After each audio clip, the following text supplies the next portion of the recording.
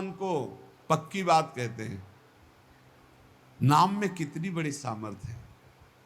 फांसी की सजा सुबह होनी थी जैनी को। एक जैनी व्यापारी थे, उनको नरवाहन जी के पार्षदों ने, राजा नरवाहन जी के पार्षदों ने बंदी बना लिया।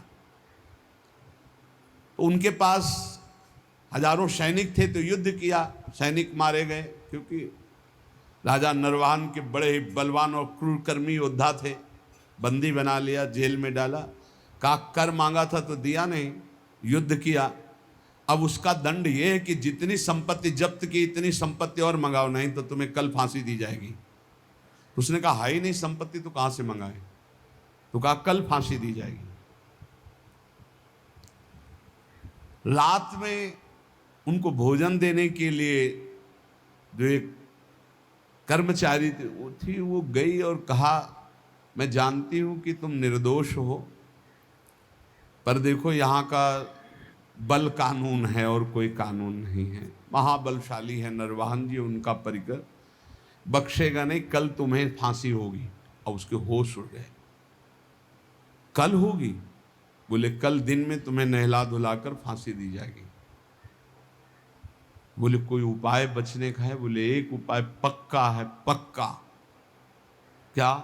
बोले राधा वल्लभ श्री हरिवंश, राधा वल्लभ श्री हरिवंश। जोर जोर से बोलना, अभी जब मैं निकल जाऊंगी भोजन दे के, जोर जोर, अगर ये आवाज तुम्हारी नरवाहन जी के कान में पहुंची तो बच जाओ। देखो नाम का प्रताप।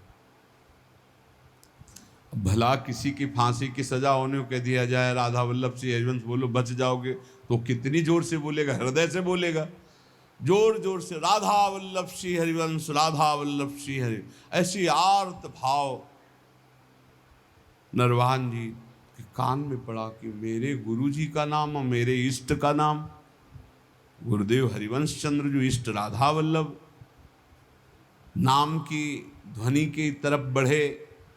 जब वहाँ जेल में पहुँचे तो देखा रे तो मेरी कैद में। खुलवाया, जाके प्रणाम किया, प्रभु मुझे मालूम नहीं था कि आप मेरे गुरु भाई हो, क्षमा कीजिए, कभी गुरु जी से चर्चा मत करना।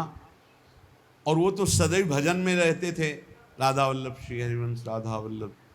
किस अपराध से इनको बंदी बनाया गया, पूरी बात बताई गई। बोले सारी संपत्ति दो और भी भेंट दो, और हाथ जोड़ा, कहा कभी मेरे गुरुदेव से मत कहना।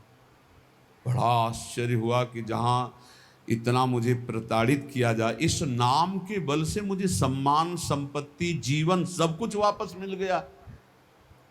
वो मां भागवत बन गए।